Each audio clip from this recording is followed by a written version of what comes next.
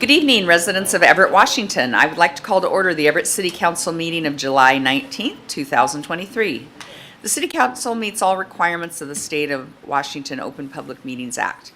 Community members are welcome to join either in person, remote, via Zoom, or by calling in. For those who wish to participate in the future on Zoom, you'll find the instructions to register for public comment on the City of Everett website under the City Council Department. Please note we do not allow comments on any kind of campaigning, whether for or against ballot measures or candidates running for office. We also do not accept comments focused on personal matters that are unrelated to city business. Clerk, will you please call the roll? Mayor Franklin. Here. Councilmember Ryan. Excused. Councilmember Schwab. Here. Councilmember Fossey. Excused. Councilmember Zarlingo. Here. Councilmember Vogely. Here. Vice President Tui. Here. President Stonecipher. Here. And Councilmember Zarlingo, would you please lead us in the flag salute? Allegiance to the flag of the United States of America and to the republic for which it stands, one nation, under God, indivisible, with liberty and justice for all. Thank you. And Councilmember Schwab, would you please read the land acknowledgement this evening? I would be honored. The City Council wishes to acknowledge the original inhabitants of this place, the Stohoops people and their successors, the Tulalip tribes. Since time immemorial, they have hunted, fished, gathered on, and taken care of these lands and waters. We respect their sovereignty, their right to self-determination, and honor their sacred spiritual connection with the land and the water. We strive to be honest about our past mistakes and bring about a future that includes their people, stories, and voices to form a more just and equitable society. Thank you. We'll move to approval of the minutes. Do I hear a motion to approve the minutes of the July 12th meeting? So moved. Second. We have a motion and a second to approve the minutes. Clerk, will you please call the roll? Councilmember Schwab. Yes. Councilmember Zarlingo. Yes. Councilmember Vogely. Yes. Vice President Tui. Yes. President Stonecipher. Yes. And good evening, Mayor Franklin. Good evening, President Stonecipher and council members. It is my honor to introduce Chief Templeman to welcome our newest officer to the Everett Police Department. I need to get her first. Hold on. All right. Good evening, Mayor and council members. Dan Templeman with the Police Department, and it's my honor tonight to be able to introduce to you our most recent graduate from the Basic Law Enforcement Academy, and her name is Faith Cargo-Poltseva. Say that a few times real quick. So Faith was raised in Arlington, Washington. She currently resides in Camano Island. She received her bachelor's degree in human services from Western Washington University in May of 2022. And prior to that, Faith worked as a barista and as a social worker prior to joining the Everett Police Department in February of 2022. Faith decided to become a police officer after her experience as a social worker. She had the opportunity to work with people that she might not otherwise have ever met while showing them care, compassion, and respect. She chose the Everett Police Department because she loves the community and had previously worked in the city. Faith is most looking forward to being involved in community outreach projects and working with youth who are facing similar challenges as she did when she was growing up. She's extremely grateful for all that the city and the Everett Police Department have done for her in the past year and a half, and is looking forward to the opportunity to work alongside her amazing coworkers. And as I said, Faith graduated the Basic Law Enforcement Academy on July 13th last week. I always get the opportunity to meet with family prior to this swearing in, and this was no different, and I can say that Faith has an amazing family, a lot of support, and I always stress this, how much support that our officers need from their family members and their friends if they're going to survive 25 years in this career today, and Faith has that support system in place. So she is joined tonight by several of her family members and friends, her husband, Cargo, who is a Snohomish County Sheriff's deputy, and their 9-month-old son. And in her spare time, Faith enjoys travel and adventure, coaching cheerleading, bodybuilding, and spending time with her family. And so I introduce to you and present to you Officer Faith Cargo-Poltseva for swearing in. Thank you. Thank you. And do I hear a motion to accept Faith Cargo-Poseva as our next police officer of the City of Everett. So moved, absolutely. Second. Any questions or comments? Clerk, will you please take the roll? Councilmember Schwab. Yes. Councilmember Zarlingo. Yes. Councilmember Vogely. Yes. Vice President Tui. Yes. President Stonecipher. Yes.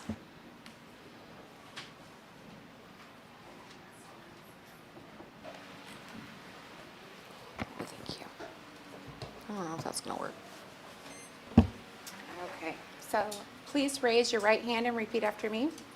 I state your name.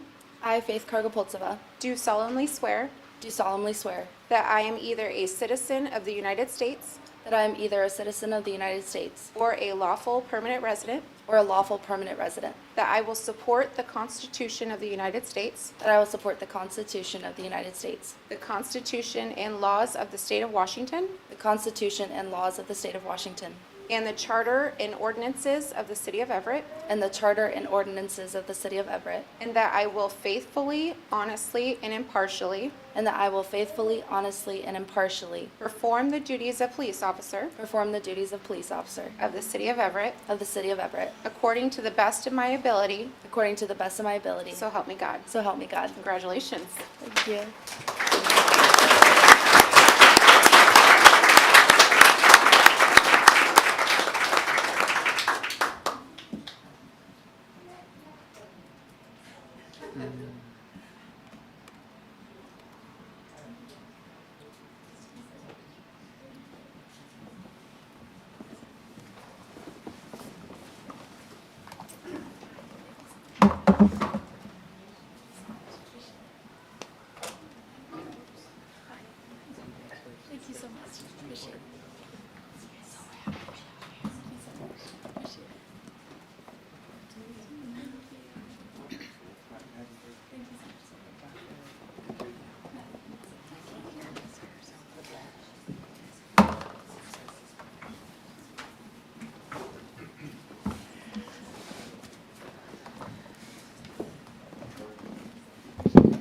Again, welcome, Faith, and with that, I have no further comment this evening. Thank you, President Stonecipher. Thank you.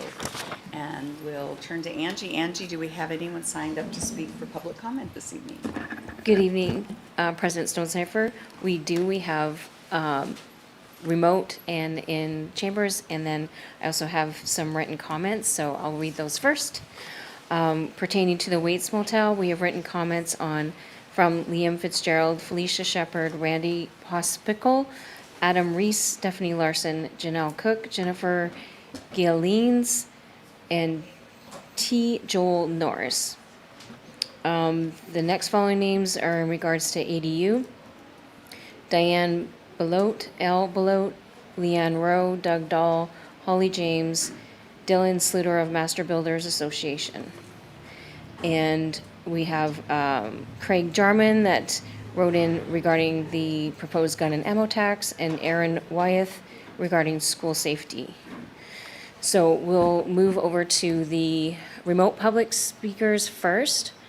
And what I'll do is there's a couple that I believe want to wait until we get to certain items on the agenda. So first I'll start with, those are just general public comments. And when I call upon your name, please state your full name and your city of residence, and unmute yourself, turn on your camera if possible, and you will have 3 minutes to speak, and there'll be a clock on the screen to monitor that. So I'll first start with Ryan Madsen. Hello there. I was under the impression that someone in chambers would be speaking just prior to me. But I'll go ahead and talk.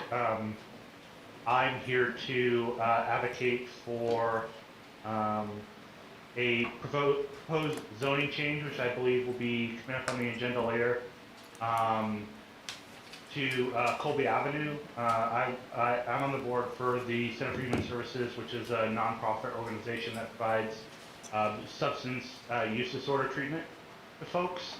And due to a zoning restriction, we are unable to purchase a building in which to provide services to the folks of Everett. So I would just like to speak, on behalf of any sort of support the City Council can give us on whether it be an exemption for our organization specifically, or just a general change in the zoning law, allowing the Center for Human Services to provide needed treatment to the folks of Everett. And so with that, I'll yield the rest of my time. Thank you, Ryan.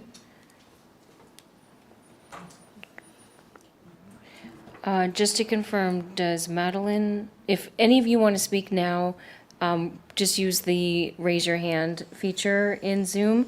Otherwise, we will come back to you when we get to your agenda items.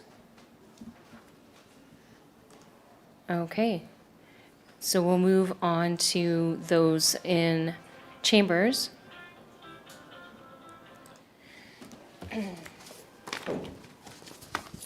If Aaron could please come to the podium, and you'll have 3 minutes to speak. Just say your full name and city of residence. My name is Aaron Wyatt.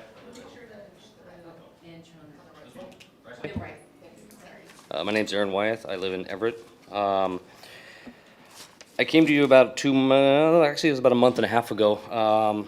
And since the last time I stood here, I have talked to several people, the daytime and the nighttime sergeants.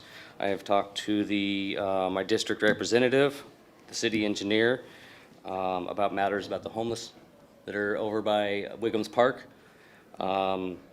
They said they're going to change a sign over there that's for no parking. That has not been done yet. The sidewalk has not been, or the crosswalk has not been fixed either. That was 2 weeks ago. I don't know how long it takes to put that stuff in, but it doesn't seem like it would take a very long time. The homeless situation has gotten really bad in that area. I'm getting graffiti all around me. They are starting to use the bathrooms there to wash their clothes. They're getting very comfortable of being there. They don't move. If they do move, they move out for the night onto the street and move right back. There's a bunch of graffiti around there that's pointing towards drug use, of where to get it.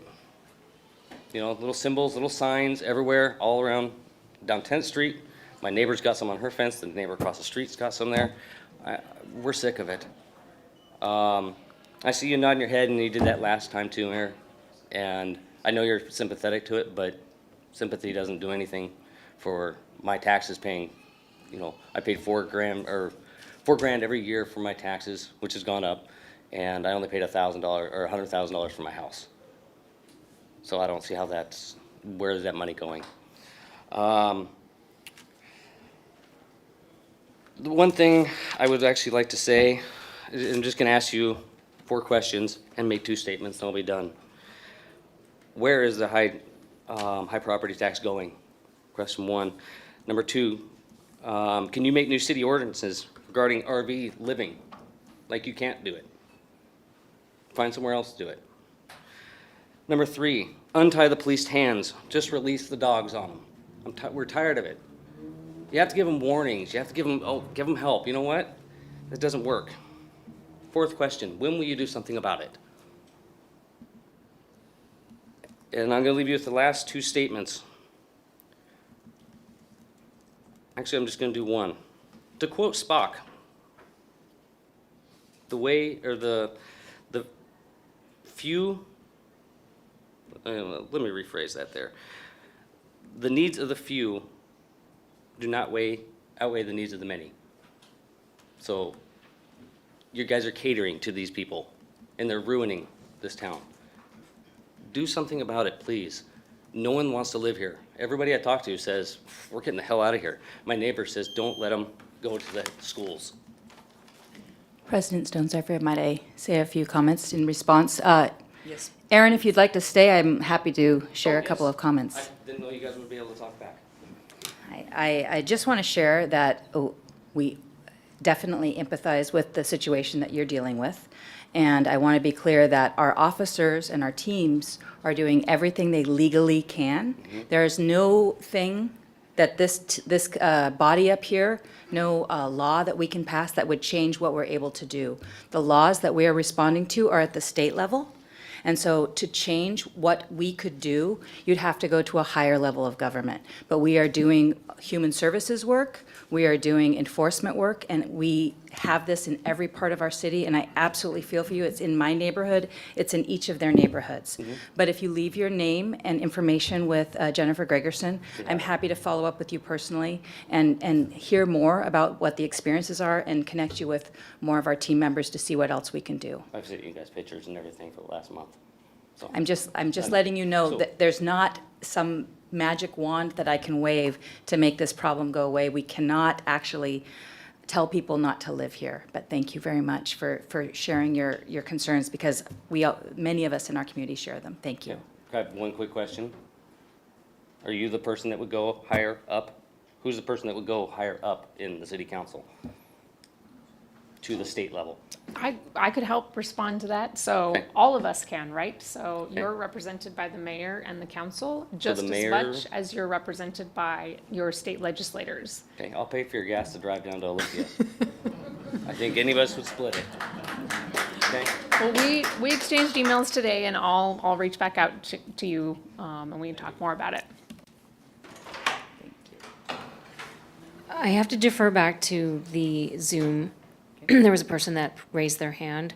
So Jeremy, if you can hear me, can you unmute and put your camera on? State your full name, city of residence, and you have 3 minutes to speak once you see the clock.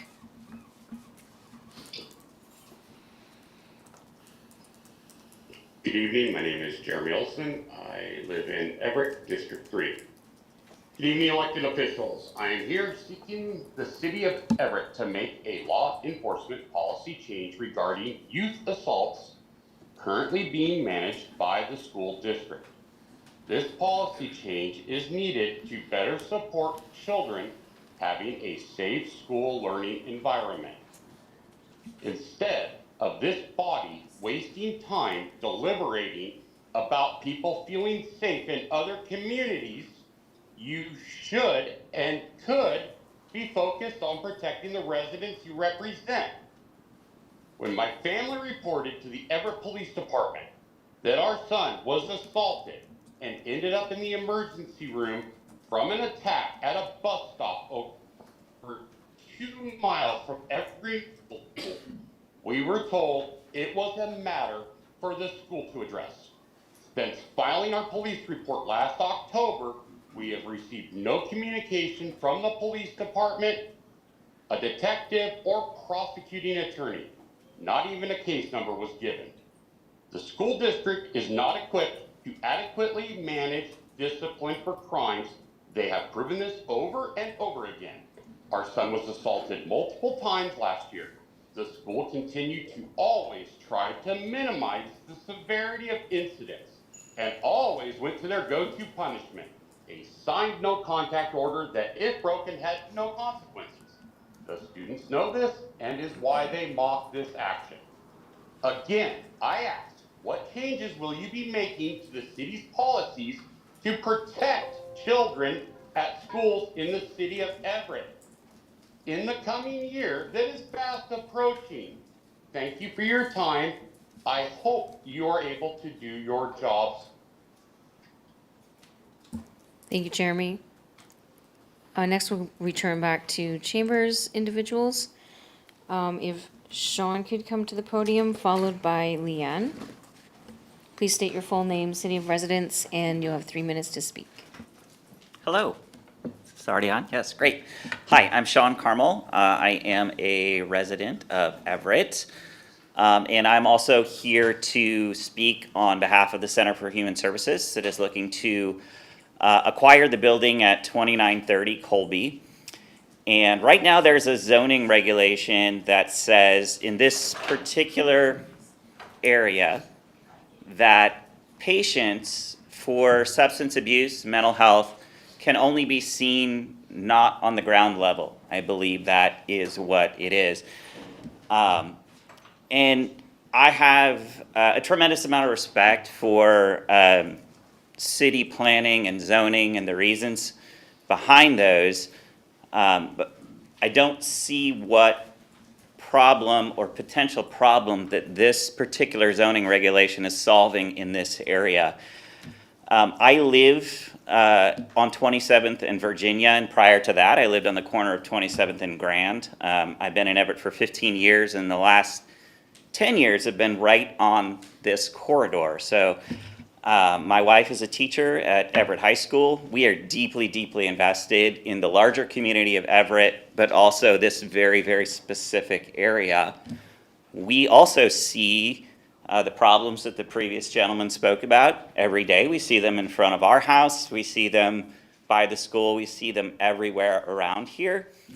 I think my politics might be a little bit different. I tend to believe homelessness is a housing problem, but substance abuse and mental health issues, those are a problem for lack of treatment. And this is an organization, I've been on the board for 7 years. I'm extremely, extremely passionate about the work they do and recognize that it is in short supply.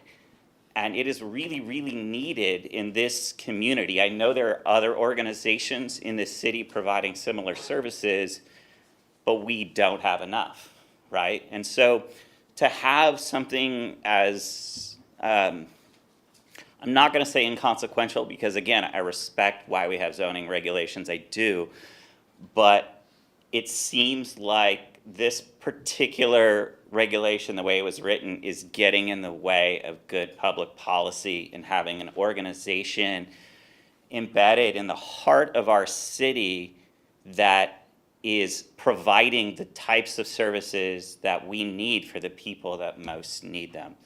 So I don't know what the specific remedy is, like my colleague Ryan mentioned virtually, whether it's a zoning change or a variance or whatever, but I respectfully ask the council to consider what can be done to allow Center for Human Services to treat patients in this building. Thank you. Thank you, Sean. If Leanne could come to the podium, followed by Brenda. Please state your full name and city of residence, and you have 3 minutes to speak. Thank you. My name is Leanne Rowe. I live in Everett, Washington. Newton's third law of motion states, for every action, in other words, force, in nature there is an equal and opposite reaction. Everett is a long-time, fully developed city whose lots are often very small. Doubling its density by mandate from Olympia was a very bad idea from the start. You are only at the beginning of this process, and already we are suffering severe negative societal pushbacks and violence in our streets, businesses, and schools. Students at Evergreen Middle School know they are not being treated as if they were elite. They see where they go to school. They see people who wander around like zombies. They see a massive structure that dwarfs their own school, that will soon be filled with people whose population will surpass that of Evergreen Middle School's student body. On a daily basis, these people will be using Evergreen Middle School's property as a doggy park. Since they have nowhere else to go, the school will become a bathroom for dogs. How can students find pride in that? A healthy pride is seriously important to students' development, growth, and self-image. It is difficult to have a healthy pride when placed in this type of environment. I would also like to mention the idea of detached auxiliary dwelling units. In other words, buildings in people's backyards. Now they want to allow 2 dadoos in everyone's backyard. They say they want to make it so dadoos can be sold off separately. The trouble is, there is only 5 feet on each side of the original front house. To get to the back houses, people would have to walk around the front house. They say that they will have easements, but the only ones enforcing easements are the homeowners. It is a complete loss of control when you do not know who is walking around your house. Dadus are a bad idea. Doubling the density of Everett is a bad idea. In grade school, I remember being told of rats that were pushed in together. At a certain point, they started killing each other. It does not matter the thousands of hours and effort have been put into this idea of doubling the density of Everett. It is a bad idea. You need to represent the citizens of Everett to create a healthy community and stop killing it. You must stop this madness. You need to think about what you are doing. You need to go to Olympia and tell them that doubling the density of our fully developed city is killing us. It is pretty bad and telling when even Walmart moves away. Thank you very much for your consideration. Thank you, Leanne. Brenda, if you could please come to the podium, state your full name, city of residence, and you have 3 minutes to speak. Hi, Mayor. Hi, City Council members. I'm Brenda Bolanos Ivory. I live in Everett and Lowell. We know each other. I'm an advocate for people experiencing homelessness and addiction. You know that my focus is our single men committing the most survival crimes to get treatment, sober housing, jobs, and lower crime. Lately, I've helped some families. I'm asking for funding to increase shelters for married couples with children. The Boucher family is here, all of them. The dad, Mark, the mom, Amanda, and their 5 children are present. Also low-key service stock. They're desperate. Here's why. Snohomish County has barely any family shelters. We have Interfaith with around 12 rooms, and they've been helping the Bouchers. There's the Everett Gospel Mission, just opened around 5 family rooms. Housing Hope has a family shelter up north. That's around 40 couples with children rooms in the whole county. The need is big, and that's not enough. And the 90-day stay is not long enough to get stable jobs and stable housing. What's been happening in most programs, they separate women with children in a shelter while the father sleeps in the car. But in this case, it's not possible. Amanda has been disabled for a long time. Last week, she was in the emergency department and got diagnosed with yet another major disability. She was at the emergency department again last night. She's going to tell you about that. Mark's full-time job is a caregiver to Amanda and their 5 children. They're all under 11 years old. Neither Amanda or Mark can work at all, and they were scheduled to go back homeless in their van tomorrow. It's a small van, too. Most homeless families hide because they're afraid they'll lose custody of their children. I hope this brave family can help you make grassroots informed decisions. Thank you. Thank you, Brenda. If Amanda would please come to the podium, followed by Beretta. And just state your full name and city of residence and. Hi, my name's Amanda Boucher, and this is Loki. We currently reside in Everett at the Interfaith Family Center. Our 90 days will be up tomorrow. I have asked for an extension, but I'm not sure if I will get one because they do not have enough funding. There's only 11 rooms, and myself and a couple other families are the 3 largest families that are there. My friend Echo, she's due to have her 6th child in September, and she's also only on a 10-day extension.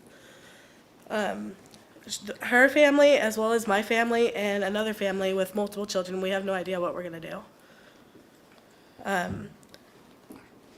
Our van just recently broke down, and that depleted us financially. So we really don't have any savings. So we're pretty much like, we'll be living in our van. The day-to-day activities that we have to do, it takes way longer than a normal family. To even shower or eat, it takes, it's a whole day process. For all 7 of us, It takes about 2 hours at the YMCA to get everything completed that we have to get done, showering wise. And then without an ability to cook or be comfortable in the van, it's very difficult, and it pretty much depletes all of our food stamps before we even are issued anymore. This is in no way Interfaith's fault. They just don't have enough rooms, and there's not enough family shelters. As Brenda said before, the gospel mission, they only accept families on a case-by-case situation, and they told me that I would have to be without my husband as well as my service animal. Jim, the director of Interfaith, he would love to keep us, but he just doesn't know if it's going to be in the funding or not, because there is so many families that are still out there and needing help. Thank you. Did you want to say anything? I'll introduce my kids, I guess. This is Mark and Michaela. She's 11. Mia, she's 9. She also has disabilities. I was diagnosed with epilepsy, and she has autism, and as well as I have lupus. I fell yesterday in the shower, and I was at the ER for about 8 hours. And my husband pretty much handles everything. This is Mason, he's 8. And Carter, he's 2, and Maverick is 4. And Loki is 1.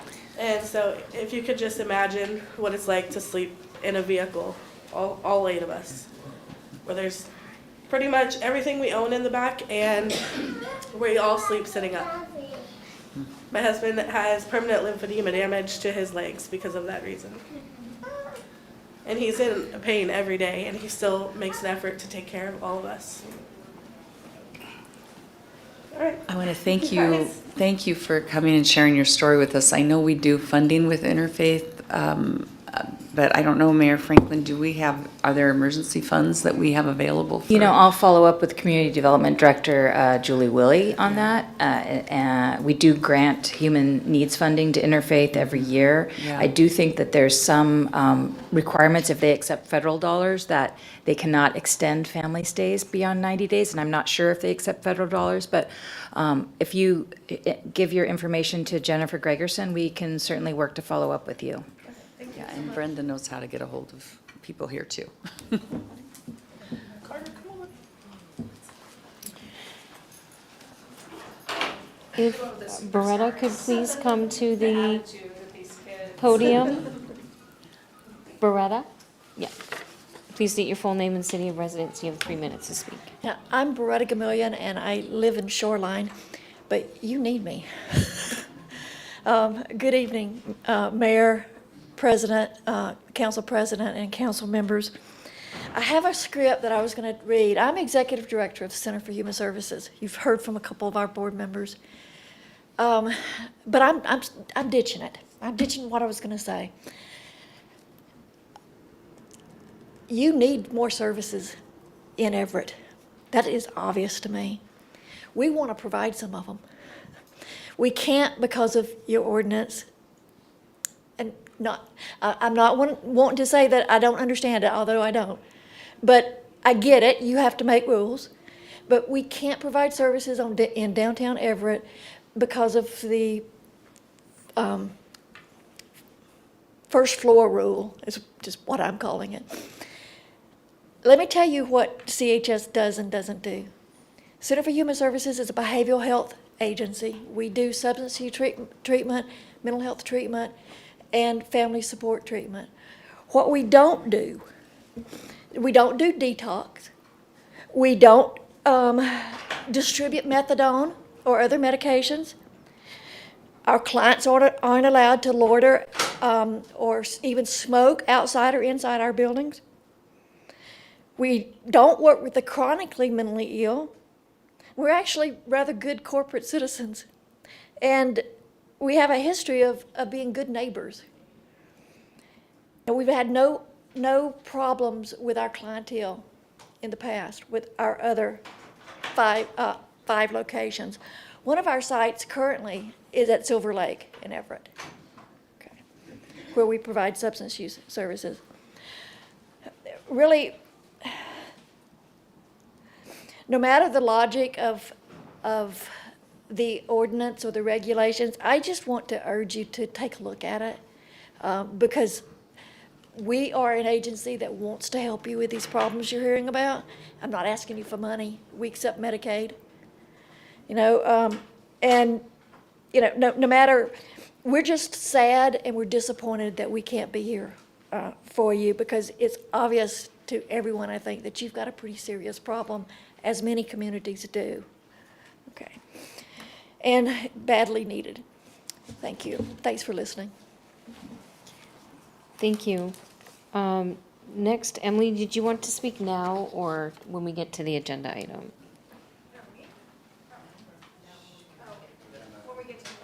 Okay. If Brian could please come to the podium if you're wanting to speak now. Yes, okay. And please state your full name and city of residence. You have 3 minutes to speak. Sure. My name's Brian Olson, and I'm a resident of Everett.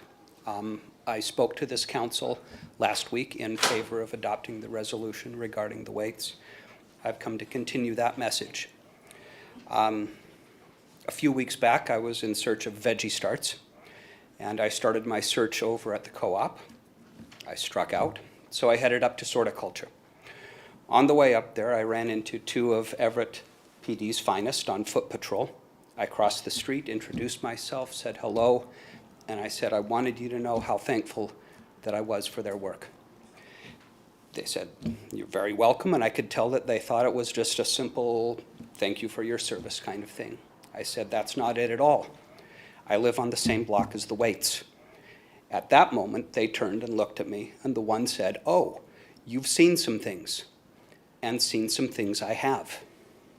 When I was reading the police report last week, I played a little game with myself, trying to guess which of those calls I might have made, because I've called 911 a lot. It was only at that meeting last week that I learned that those calls and those responses were only generated from inside the motel itself and not from the community surrounding it. At the risk of repeating myself, I think I'll repeat myself. The problems with the Waits go back a long, long time, and it has nothing to do with working hard. I've known owners of the Waits. I remember Sarb very well. She was a lovely woman, a first-generation immigrant, and no one works harder than a first-generation immigrant. She sat in our house. We had lunch together, my wife and I, and we talked about the Waits, and she talked about the problem that she faced every single day with trying to keep rooms full, with trying to run a business, trying to keep in business, and at the same time be good neighbors. She failed. She failed. The next owner, who I also knew, had the same problem.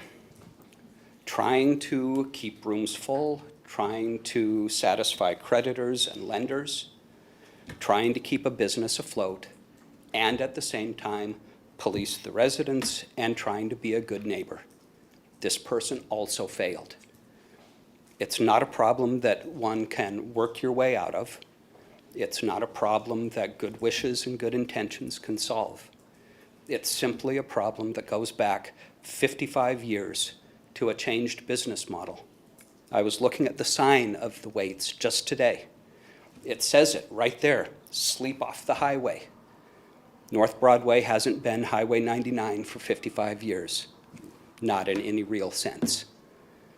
I strongly urge you to continue with this resolution and turn the page on this chapter. Thank you. Thank you, Brian. Diane, would you like to speak now or wait till your agenda item? I'll wait till the agenda item. Thank you.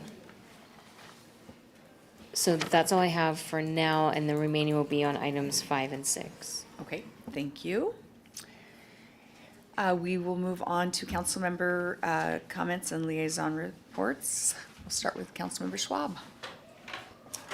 Okay, well, thank you for the comments tonight.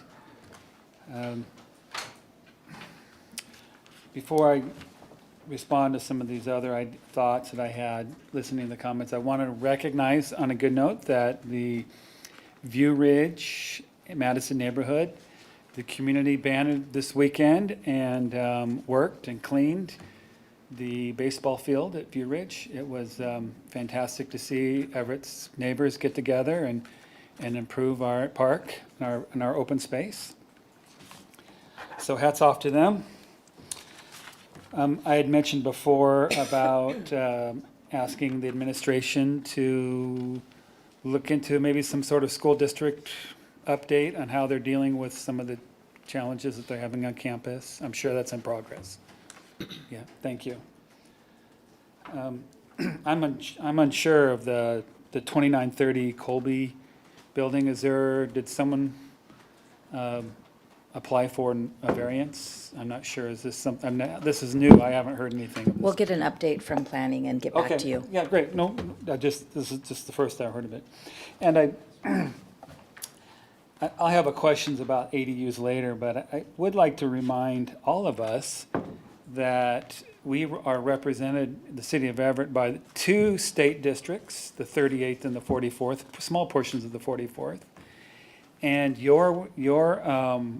anyone living in Everett has the same clout as anyone else. So a city sending letters to a state representative has, I guess, a little bit more, but mostly it's all of us together banding. So I would encourage anyone here that is interested in changing state law over these ADUs and some of these other challenges that we have in our society, that you get a hold of our 2 senators and our 4 representatives. I'm sure they love to hear from everyone, so just wanted to remind everyone of that. We have so many different levels of government. I mean, I get it. Sometimes it's hard to understand where one stops and one starts. Also, I wanted to make a comment about taxes. And just so everyone knows, and you can check at the Snohomish County Assessor site, 68% of, or 63 to 68% of our property taxes go to schools. But we don't have our city finance, but I believe it's about 20 to 25% if you include the EMS levy that goes to the city of Everett. And we have a large variety of services that we need to provide. So I appreciate everybody bringing that issue up. Just for clarity, we're just a small portion of your property tax bill. Of course, we do gather taxes in other ways, utility taxes and sales tax. Of course, everything is limited. So we are doing our best. So I appreciate the high expectations of those that speak of taxes. I too have high expectations. But there's just a sense of reality when it comes to our portion. It's much smaller than some of other entities. And so I appreciate the passion that everybody speaks tonight, and I thank you. Thank you. Councilmember Zerlingo. I'd like to echo Councilmember Schwab's gratitude for people coming to speak, for people speaking online, and for people writing to us. I would rather have you call me a bonehead than not pay attention to this or give us feedback at all. It helps, and it makes a difference. In terms of making a difference, I guess I'd also say if you're going to call somebody a bonehead, consider the other levels of government. With respect to things like, for example, the purchase of a hotel for a homeless shelter, that purchase by the Days Inn was by the county. And then as Councilmember Schwab had said, a number of these things, and I'll maybe address this a little bit later in discussion of the ADU ordinance, but they come by mandates from the state, sometimes very direct, sometimes kind of indirect. And a quick note of gratitude also to the Lowell community. I attended their community meeting several days ago. And, it's always nice to see people gathering together to make their neighborhoods better. But one of the things they were doing that I thought was particularly useful and helpful to the community was a program called Neighbor Helping Neighbor. And they were sending around a form where you could describe the kinds of resources and expertise, tools, and knowledge you had So if someone needed to shut off a gas meter or a water line, or if someone needed to repair something, if someone needed a particular tool, they could find that. And that it's not only helpful in general for neighborhood health and cooperation, but it's particularly helpful to have that kind of resource assembled beforehand for resilience in the case of disaster or other problems. In some cases, transportation will be very limited, other resources will be very limited, and the ones you have will be the ones you have locally. And so being able to share that kind of information so you know, for example, who's got a stock of drinkable water, and they had talked about some of the things you can do to keep that. And our emergency response folks are suggesting now we're ready for, after a major disaster, to be on our own for about 2 weeks or so. So anyway, thanks to that neighborhood group for doing that. I'll be taking that to the neighborhood groups I'm involved in as well, because I'm kind of doing that informally in my neighborhood already now. We as neighbors know what each other have and borrow and loan and that sort of stuff. So I'd encourage anybody to get involved in that in your own neighborhood, because you'll be helping your neighbors too. And that's it. Thank you. Thank you. Councilmember Vogely. Good evening, everybody. Yes, thanks for coming and speaking. I do appreciate it. There are so many things to say. I'm going to go with 2930 Colby, and I remember that amendment. I think it was in 2015-ish, because it was before I got on council. So we can look at that. I think Councilmember Tui probably knows a bit more about it. So yeah, I'm interested in hearing more about that. And I really thank you for coming out and talking to us. And I didn't get all of your names, so hopefully y'all can write me an email. I mean, I could watch the video again, but you could also write me an email. So let's see, and I'm glad to hear that you have another location within Everett already. So, because I know oftentimes people in the community complain that downtown Everett gets or has to have everything. So I would like one down in District 4, just putting that out there. I'm interested about youth assault, and I was looking it up a little bit in our municipal code, but I haven't found what I'm looking for. And I think, yes, he's online, and I know that he watches these meetings. So I am looking into that, but I'm still not sure that it's the jurisdiction, that we're the jurisdiction he wants us to be. And we're growing. Everett is growing. Not as fast as some would like and not as slow as others would prefer. But people are moving in and people are moving out, and we all need a place to stay. We all need a place to live. We all need a place to shower. And I'm going to keep working towards getting those things resolved and more density added. So now you know, if you haven't figured that out already. And I don't have any liaison reports. Thank you. President Stonecipher, I just want to jump in on the youth assaults and what's going on in our middle schools again. After last council meeting, Dr. Saltzman did reach out to me from Everett Public Schools. I believe he's on vacation right now. It's the only time people in schools can take vacation. But he did give me some information to follow up, and my team will be following up and getting back to council and the community on. There are places that our community should contact for concerns with schools. The city does not have jurisdiction over schools, but I will work with my team, and I will get that information back to all of you so that we can share it more publicly and help our community connect to the resources that the schools have available. Thank you. That's all. Vice President Tui. Yeah, I want to thank everyone who spoke this evening so far. I really appreciate your passion.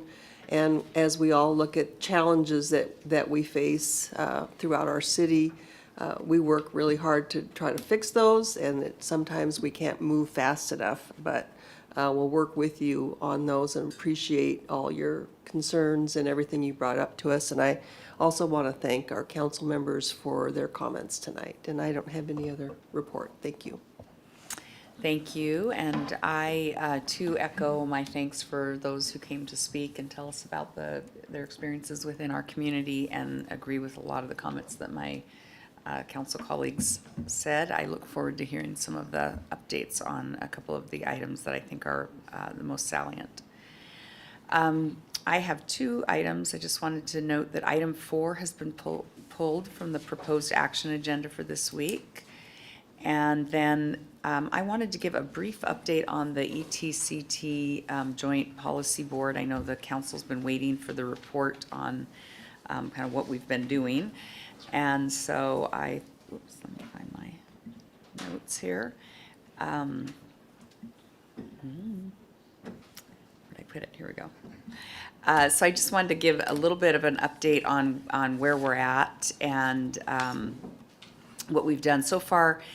The Joint Policy Committee has we've had several meetings. I think we've had at least 8 meetings, and we still have a few more to go.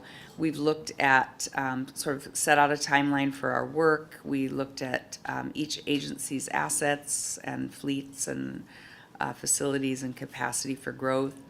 We have evaluated the labor unions and sort of the comparing and contrasting how they operate. We've looked at the financial projections. We have done, have done an incredible branding study to kind of look at, kind of how each of the agencies are viewed within the community. It was quite revealing, and we did learn that both agencies had room for improvement, but in most aspects, CT had a higher favorable response than ET did just in our community. Governance was a big concern. We've talked a little bit about that, and we know that that there's definitely some governance questions that need to be worked out, but it's a little premature until we would have something before the voters. And then we've looked also at a couple service plans and had the opportunity to look at more information. The committee agreed to extend the timeline on our study further into the year rather than trying to rush it. We have a couple of important issues that we still want to discuss. One is fare policies, and then the other has to do with the paratransit services that are offered by both agencies. So at some point in the future, we would have a service plan that we would want to release for public comment, recognizing we're not really ready to ask voters yet about any kind of consolidation, but just to kind of share just sort of information. I think people are interested in knowing what we've been working on and kind of see what the system could look like, and maybe we would get some comments back on that to see whether it was valuable to move forward. So I know there's been a lot of interest in that, and so I just wanted to give a little update just to say that the report that we thought would be forthcoming this summer is probably not going to be forthcoming until later in the year, just because we've got, now we've got the summer problem, but we will be meeting again to talk about a couple other important matters. And that is all I have. Councilmember Vogel, yes. Just a quick question. You said considering a fair policy, and I just wanted to make sure that was like money fair, not Fair, F-A-R-E, yes. Okay, thank you. Yes, fares, how do we collect, and what are those policies? Do we have an administrative update this evening? Yes. From yes, it was last week's meeting. We had a member of the public who commented about fireworks issues. I think it was Councilmember Ryan who asked us to follow up directly, and that has been done. And so we've shared the information that fireworks, I guess the use of fireworks as well as the sales are banned in the city of Everett. Of course, right outside the city makes that more complicated and sometimes confusing. I just wanted to add that on the Everett Transit Community Transit issue, if council members, if you have any questions or want to see any of the information in further detail, feel free to reach out to me and I can help locate that for you. And then finally, I just wanted to thank you on behalf of the mayor and all of our staff for the opportunity to connect with all of your constituents that come to these meetings, just with the Boucher family in mind. Chatting with them out in the hall, they're just, little sparklers, and it was great to talk with them, and hopefully we can continue to help identify services for them. So I appreciate that, that you create a venue that helps us serve your community. Thank you. Now we'll move to City Attorney's Office. Anything for us this evening, Mr. Hall? Nothing, no report and no executive session. Thank you. We'll move to our consent agenda. We have 3 items on for consent. Do I hear a motion to approve? So moved. Motion. Second. And we have a motion and a second for the consent agenda. Clerk, please take the roll. Councilmember Schwab? Yes. Councilmember Zarlingo? Yes. Councilmember Vogely? Yes. Vice President Tui? Yes. President Stonecipher? Yes, and we have one, again, item 4 has been pulled, so we have one item on our proposed agenda. Prior to reading item 5 into the record, I want to remind the public that council was updated last week prior to unanimously adopting a resolution on this topic. Questions were asked and answered, so the city attorney is available tonight if there are questions, but there's no actual presentation briefing. I'll read item 5. I know we have some public comments that for this item.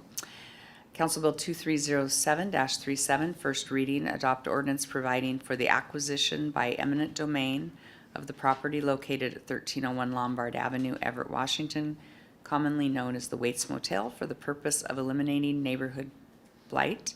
Third and final reading and public hearing will be on August 2nd.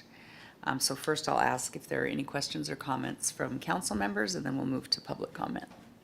And you can ask questions again after that. Seeing none, we will move to our public commenters. Okay, so for online, Madeline, if you could unmute yourself, turn your camera on if possible. And you'll have 3 minutes to speak. I'm just going to share my clock. And when you see it, you can begin.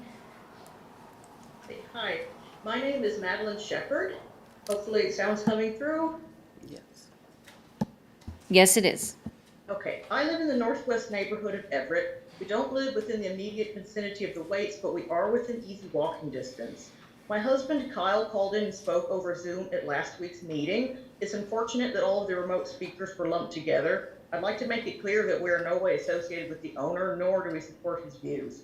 Why is he not being held accountable and fined for allowing it to degenerate to an all-time low? He certainly shouldn't receive a tax break. The reason we questioned the city's proposal last week is that we're passionate about mid-century preservation and restoration. We're also worried that the city's sudden action was due to the $4 million received from the county to locate a new shelter site. I ask that the city is open and transparent with its intended plans. We do think there's a slim chance that the Waits Motel could have been saved by transforming it into a retro-style attraction as a surviving 1950s motel. However, I am concerned that the current management attempting to purchase the Waits has been misleading the community. I don't mean to disrespect efforts at cleaning it up, but it seems they've garnered support in part based on unfocused and somewhat spurious statements of intent. They have never provided any proof whatsoever of their financial ability to purchase the motel. They initially stated they wanted to transform the motel into accommodation for travelers visiting Everett on business or tourism. They have a video on YouTube and linked off of GoFundMe that states this. It appears that they're actually intending to continue running it as a budget rate establishment sympathetic towards long-term residents, rather than making a genuine attempt to turn it around into a respectable place of lodging as they first indicated. There's no doubt that the cost of living is exorbitant, but a motel is not an appropriate substitute for permanent housing. Doing that is not running a viable business, however well-intentioned. While it may make the manager feel good, it's perilously close to degrading right back into a blight given its extensive track record. My kids shouldn't have to fear trespassers in the backyard outside their bedroom windows. My husband shouldn't have to defend himself from vagrant thieves threatening him when he takes out the trash. We shouldn't have to dodge human excrements on walks through our own neighborhood. I can only imagine what nightmares my neighbors closer to the motel have had to endure. If redeveloping the Waits reduces this, then I'm all for it. Our families deserve better.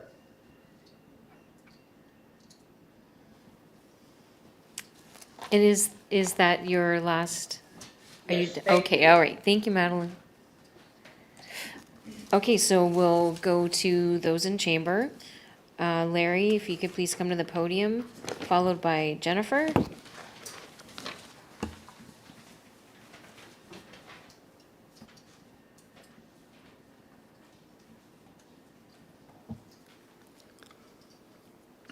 My name's Larry Bueller. I live in Snohomish County. City Council, Mayor, I have lived in this neighborhood for over 14 years and raised my kids here. During this time, I have watched from my corner house on 13th and Oaks, the hospital being built, 7-Eleven changing ownership many times, as well as the Waits Motel changing ownership. In fact, the Waits at one time owned the house across the street and rented this out. And yes, that was also part of the problem. I've also witnessed some positive changes.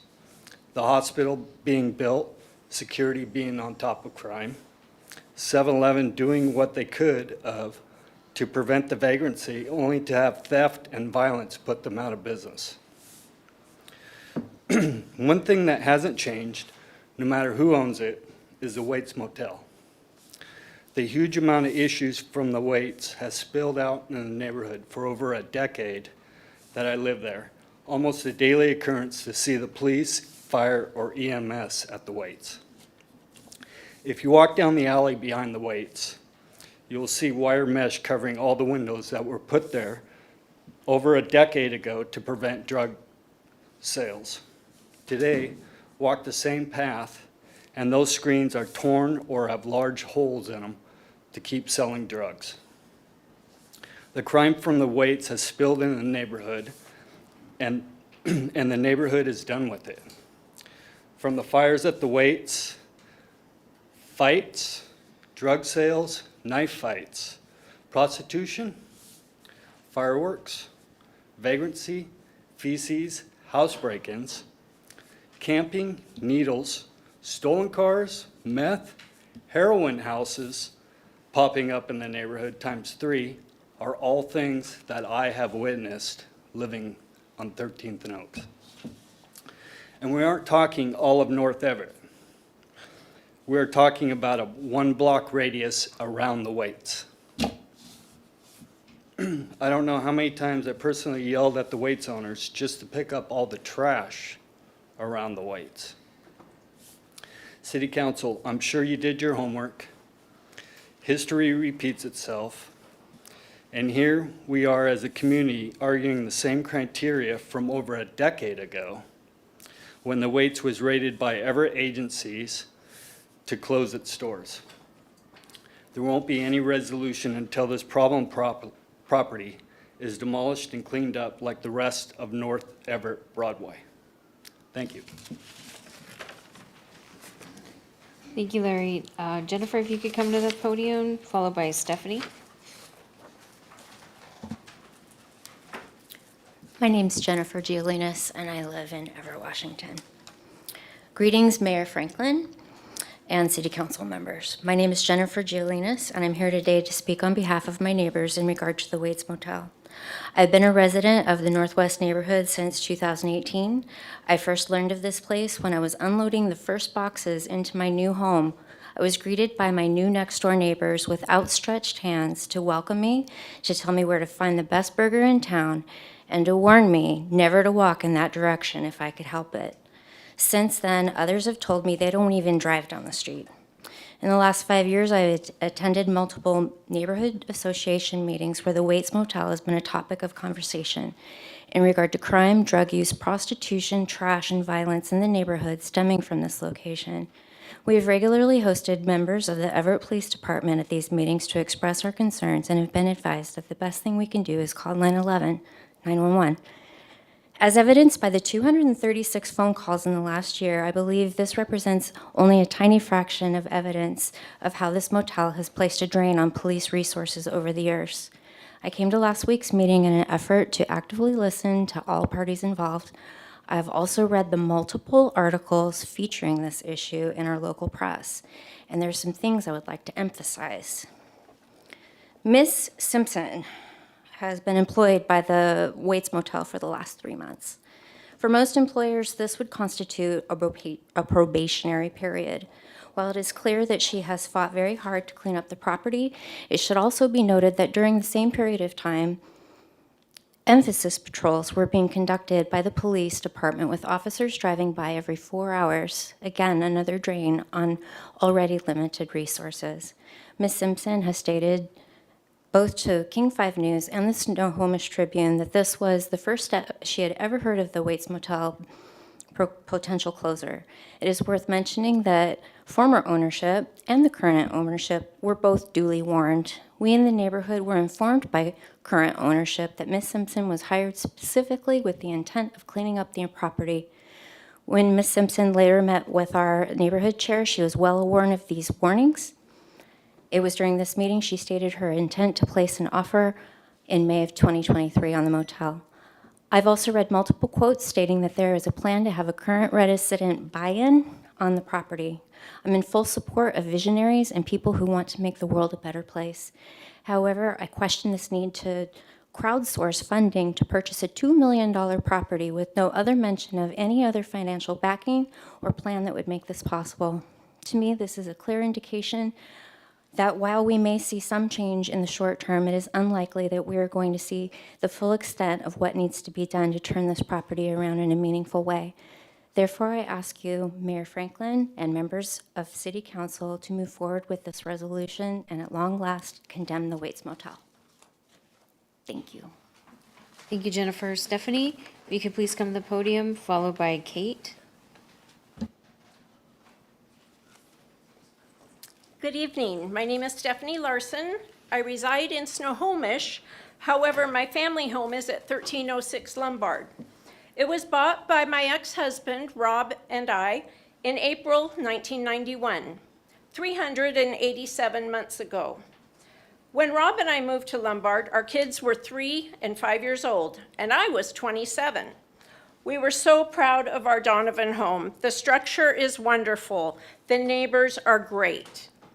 What was not wonderful was witnessing acts of prostitution, drug steals, stabbings, fights, etc. at Waits Motel. Over the past 32 years, our front window has given us a front row view to the Waits property and its goings-ons.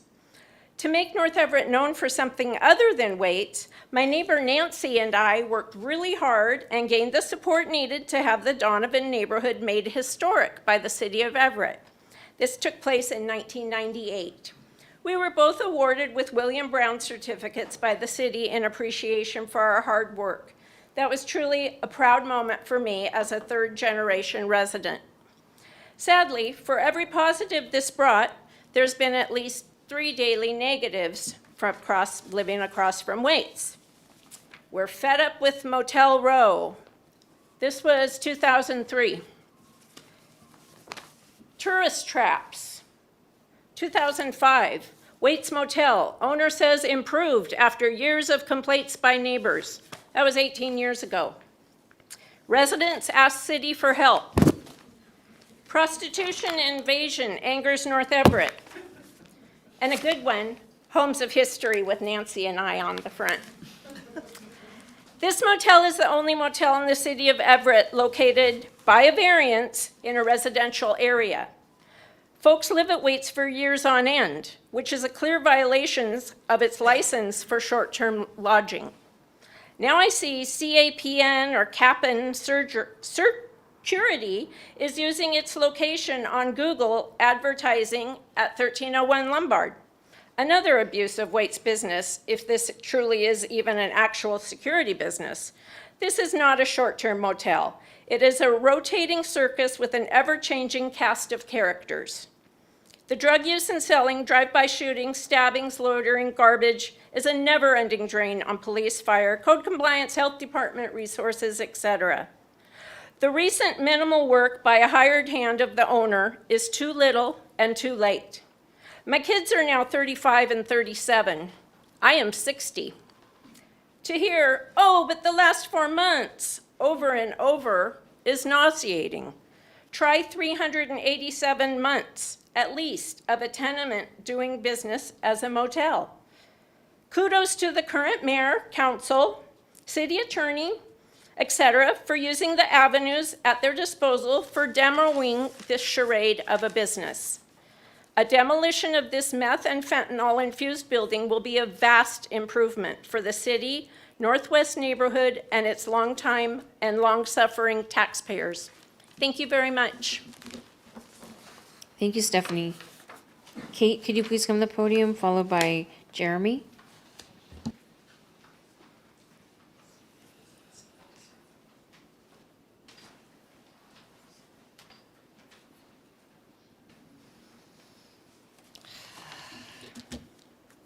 Do I start anytime?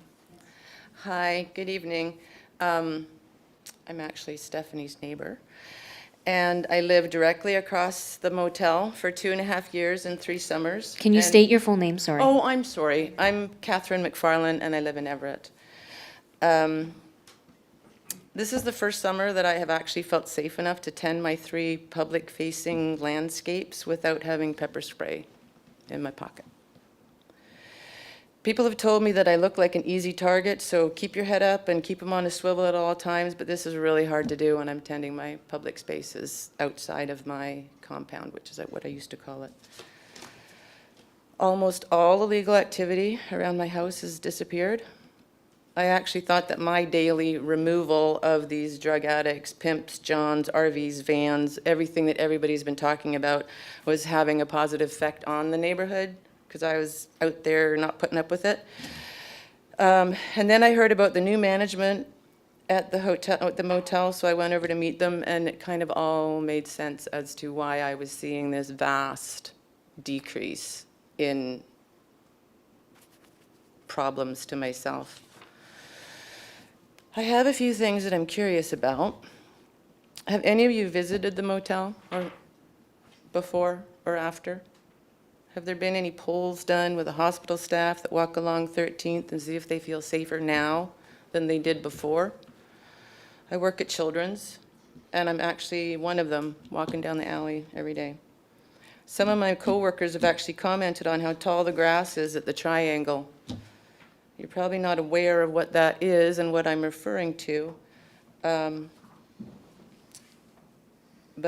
most people who live in the area know exactly what the triangle is. The neighbors talk about the abuse and being victims of the Waits, and we were. It's a fact. We were. It was horrendous. But the way I see it, the abuse was the city's inability to keep us safe and the apparent indifference to our pleas. Like Stephanie said, going back way, way too long. Why was it allowed to continue this long?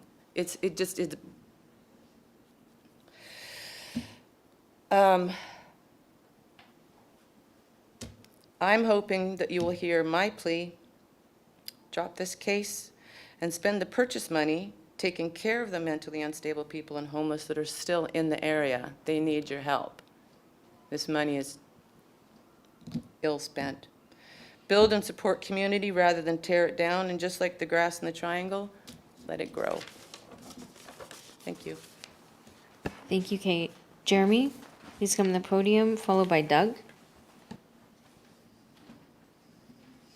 Good evening, Mayor Franklin, council members. My name is Jeremy Kohlenberg. I reside in Seattle, but my company, Captain Security Services, operates in Everett. And yes, we are actually a legitimate licensed security company that are using the Waits Motel as an office. I'm here to speak on behalf of Emily Simpson, her character, and how she ultimately became the property manager for the Waits Motel. Earlier this year, Medhat Saeed, the current owner of the Waits Motel, called my company and asked if we could provide an on-site security officer for him. I said yes. I surveyed the site. I gave him a quote. He ultimately didn't follow through, but he very wisely asked if I knew a potential property manager, seeing as his current one was dating an alleged drug dealer who also lived at the property. I recommended Emily, who I've known for 9 years. She has impressed me with her level of compassion, her dedication, her hard work, and just fundamentally her interest in community and fundamentally reshaping and rebuilding communities. And so that's why I recommended her. For the last 3 months, I've seen a market change on the property, and I feel like we're too focused on the past and not looking at what she's currently done. And that's been with extremely limited resources. MedHat has provided her pretty much no funding, barely her salary, no money for maid service, no money to rehab the rooms, and that's what's needed, and that's what she will need to see her vision come true. And by purchasing that property, I believe she can realize that. And there's been some speculation about whether or not she can purchase the motel. I have met with her investors, and I believe she has the money to make it happen. And so I ask that you give her the chance to really see if she can revitalize this community and fulfill her full vision. Thank you. I'll yield the rest of my time. Thank you, Jeremy. Doug, please come to the podium, followed by Michael.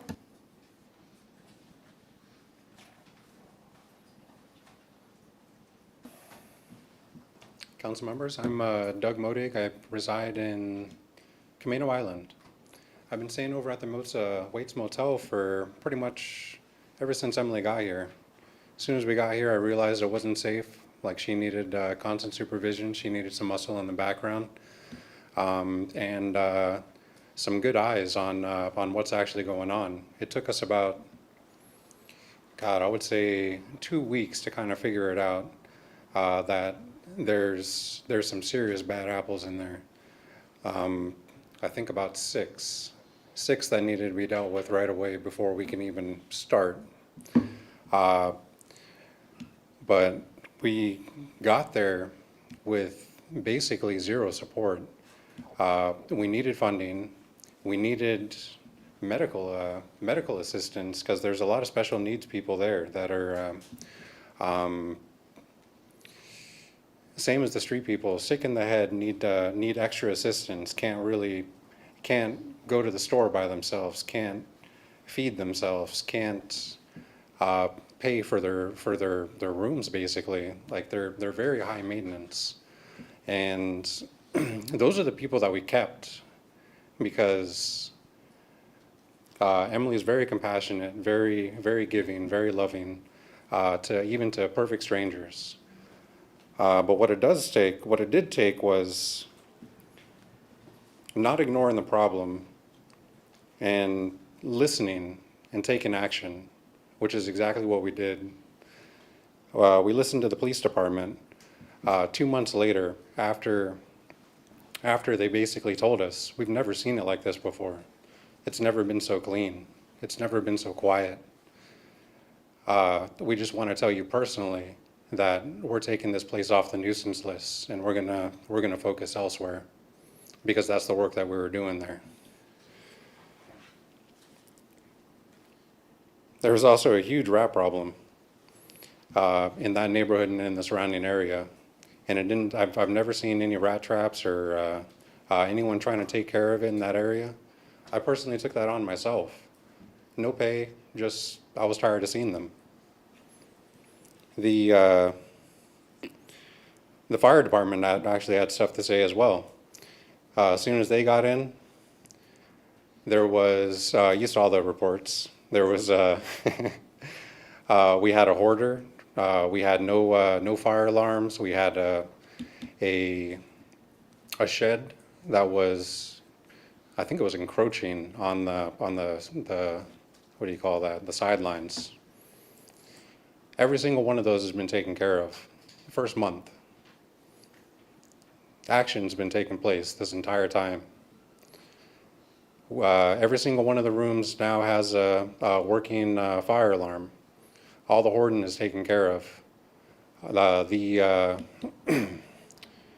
call that? The electrical panels, the boiler room, it's all clear now. The shed, finally got around to taking it down today, or not today, yesterday or the day before. Pretty much as far as I could tell, we're compliant right now, and we have been for, it seems like, months. It's a far cry from what it was earlier when we first got here. Now we can sleep. I'll talk more next time. Thank you, Doug. Michael, please come to the podium, and followed by Elizabeth.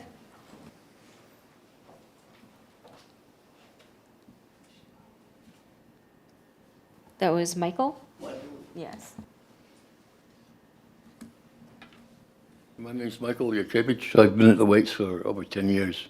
I have this tumor, and while I was going up to Providence, it was rather convenient for me to stay there. But then other things started to happen to me, and so I ended up staying there. But over the last, I would say this has been the most peaceful time the last few months, staying there. As it's been over the last 10 years, it's really calmed down. It's improved a lot. It's a lot safer. Thank you, Michael. Elizabeth, please come to the podium, followed by Nancy. Good evening. My name's Elizabeth Douglas. I live in Everett. And I would like to introduce you to the neighbors of the Waits Motel. You have teachers, nurses, children, neighbors who piloted the city's rain garden project and then opened up their yards to teach others how they could do that. You have a neighbor who oversees the downtown flower project. You have children. You have families who have raised their children there and now grandparents who host their extended families. You have many individuals who volunteer. Many have lived there for more than 20 years.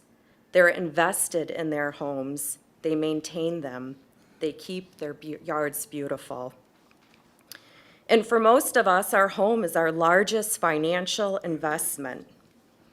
In the last council meeting, the current owner of the Waits said he has lost sleep over this process.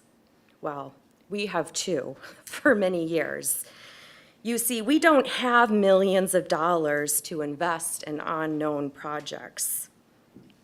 There have been countless nights I have been unable to sleep, thinking I have made the wrong investment in my home, ready to give up on Everett, take a loss. But my loss would be more than a monetary loss, because it's not that I'm only invested in my home, I am invested in my community and in my neighborhood. That's the difference. The Waits is not invested in this community. It is walled off by an unkept hedge full of prickers, weeds, and trash. On my way here tonight, I was startled to notice you can tell where the sidewalk begins in front of the Waits because it's covered, it's not kept. This is not a personal attack against you, Emily. You have tried very hard, and I'm sorry that your talent, time, and energy has been wasted in this. It sounds like you have not had very much support from the current owner either. We have been through this cycle before, a promise of cleaning up. And Emily, you wrote on one of the social sites that this has been a lot of work and that you are tired. How long can you keep this up? Currently, there is nothing from keeping you walking away. I don't think this is your investment. We need neighbors who are invested in one another, who are there when we need them, who contribute to the greater good, who are not just looking to turn a profit or run a business, who don't need in-person security on their property, who don't average 4 police calls a month. This is not a new ask. We've been asking for decades to have something done for this property. We have also been asking for years, how can we serve those in the greater need in our community? Our community who call the Waits home, we have failed them. It would be a shame to have our streets restored only to have the problem affecting those across Broadway or down the street. I'm thinking about our neighbors in Clark Park this week. I'll ask I you am to wrap up hopeful your comments, our please. neighborhood investment will not be lost and that our success will not be measured in dollars made, but by the positive impact we have on those living around us. Thank you. Thank you, Elizabeth. Nancy, could you please come to the podium, followed by Emily?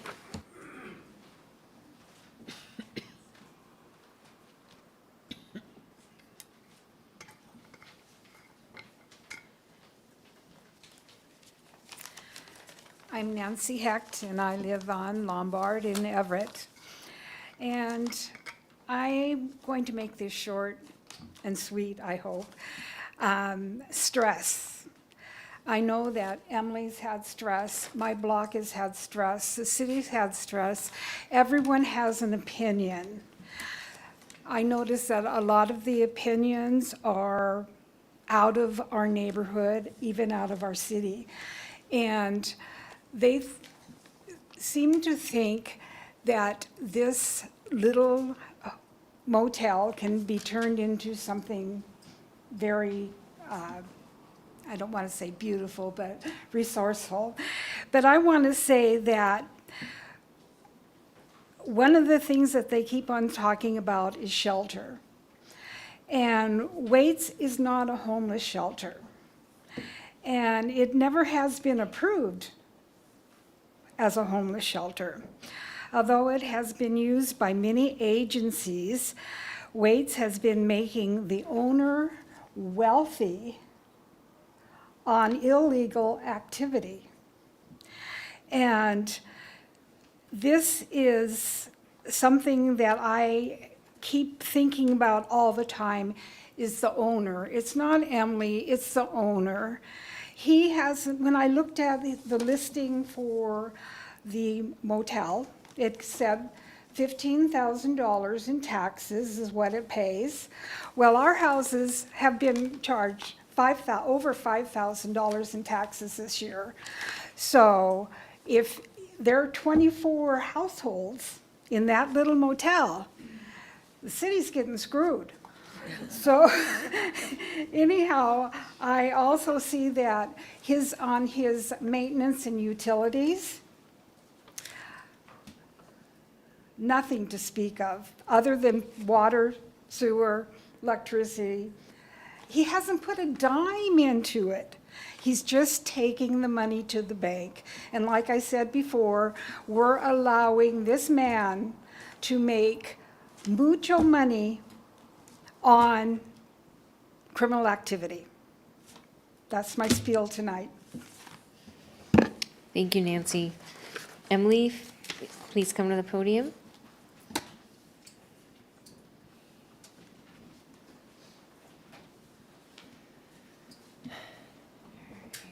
Hello, good evening. I'm Emily. I reside in Everett in the Waits Motel. I'm here to ask again for it not to be condemned. Please alleviate the blight. I do believe that there is a way to transform it from within and contribute to the community. In the long term, as far as the market is concerned, it's not exactly a motel off the highway business model at all. I believe attracting people that are coming for Providence Hospital. I've had a lot of guests come that are visiting loved ones there. I know I've said that before. There has been traveling nurses, there's been a radiologist, there's been people driving BMWs and Mercedes, and there are various backgrounds, Boeing contractors, things like that. There's an entire market that can be tapped into that can serve Everett, as well as proved to Everett that things and even the worst people and places can change from within. I think that's really important. I think that's inspiring for all of the people out there that are suffering with mental health issues right now. My dad used to be an alcoholic and a drug addict. He did recover and was clean for the rest of his days, became an engineer and worked at Envirocon. One of his sayings was, "Leave your failures in the past and focus on your successes." That keeps me going. I think that's what Everett needs. I think it needs an example in real time. And there you have it. It can demolish something and try to build it, but it doesn't solve the issues. Anything built there, whether it's a park or housing, I do think that people coming down from Broadway and people coming out of Providence with mental health issues, they will converge there without something in place, policies in place, which the track record I have right now is that I've been able to mitigate that and also like compassionately reach out and find them resources that work. So I'm not housing them in the community because it is a weird place for that because it's a neighborhood. So it's working, and I would like a chance to have it, to have more time to prove that it can be done. Thank you. Thank you, Emily. President Stonecipher, the remaining public comments are for item 6. Okay, thank you. Council comments, questions? Councilmember Vogely. Not too much. It's a big deal, and I just thank you all for speaking. Thank you. Any other questions or comments? Well, I just want to say I thank everyone for coming tonight to help us, to tell us your thoughts on this item. This item will come back for our final reading and public hearing on the 2nd of August. So we will assume we will see some of you back at that time. We'll move on to our next item. We have an action and public hearing item that is a final reading. I'll read it into the record and then I'll open the public hearing. Item 6 is Council Bill 2306-35, third and final reading. Adopt the proposed ordinance amending sections of the Everett Municipal Code Title 19 for accessory dwelling units. And I will now open the public hearing. And good evening, Yorick. Good evening, Council President Stonecipher, members of the council. I provided full briefings to the Built Environment Committee and the full council in June, so I'll keep this brief today, but for folks in the audience, just to ground us a little bit, the proposed ordinance would revise the city's regulations around accessory dwelling units, as was called for in the city's Rethink Housing Action Plan, and as is now required by the state legislature's House Bill 1330 in some form. The ordinance would allow up to 2 accessory dwelling units on each lot, although with setbacks, maximum lot coverage regulations, and other development standards that won't be possible on all lots. The ordinance would remove the existing owner occupancy requirement as well as the prohibition on lot segregation. We're hoping that could provide some new avenues for home ownership in the city. The ordinance would streamline, simplify, and in some cases reduce regulations addressing setbacks, height, maximum size, and parking. The ordinance would also remove accessory dwelling units as a permitted development type in the urban residential 4, business, and light industrial zones. And the Planning Commission carefully reviewed the proposal in 2022 and recommended approval via Planning Commission Resolution 22-04. And as I said, that would be brief. I would be happy to take any questions or dive into any piece of that that you'd like some more details on. Thank you. Thank you. This is a public hearing. Council questions. Councilmember Schwab. Yeah, and thank you for the many briefings and the information. One of the things I just would like to address in some of the emails and some of the public comments, and that is the percentage of actual changes that we're making are based on the state law. 90%, majority, all of them. I know the state gives us some flexibility that we've had to work with, but could you just kind of summarize? Yes, I would say the core regulations that are being changed while they were developed prior to the state law are now required for the city of Everett based on the state law. 2 units per lot is something that is required by state law, not requiring owner occupancy and not prohibiting lot segregation are both in the law. And those are the biggest impacting Yeah. portion of the code changes. Height, parking, also in the state law. So we do have some discretion, but the most important and the most impactful pieces of this are in House Bill 1330. Thank you. Councilmember Zarlingo. Well, I guess I have both comments and that may result in a question or two or a clarification. I want to make sure I'm accurate on this. Yorick's been a great help directly and in the meetings and the briefings in clarifying this, because we do have a kind of a complicated mix of things that were already underway, things that have been happening for several years ago in Rethink Housing, and then things that were mandated. Let's see. At this point, I'll ask you to ask questions because we have public comments as well. So deliberation can happen later. We'll do that later then, thank you. I don't think, Councilmember Schwab asked one of the main ones I had. I think I'll wait with the rest of the comments till later then. Okay, questions? I'll just ask, York, are there any instances where we are going beyond or doing something more than what the state requires us to do?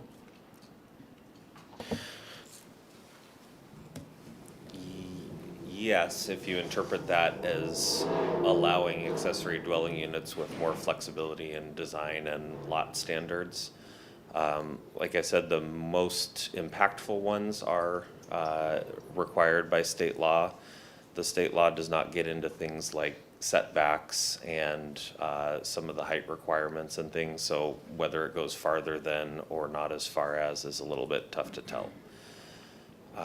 Parking is one that we go a little bit farther or calculate it differently. So in the ordinance, parking would be waived. Minimum off-site parking requirement would be, on-site parking requirement would be waived within a half mile of all-day transit.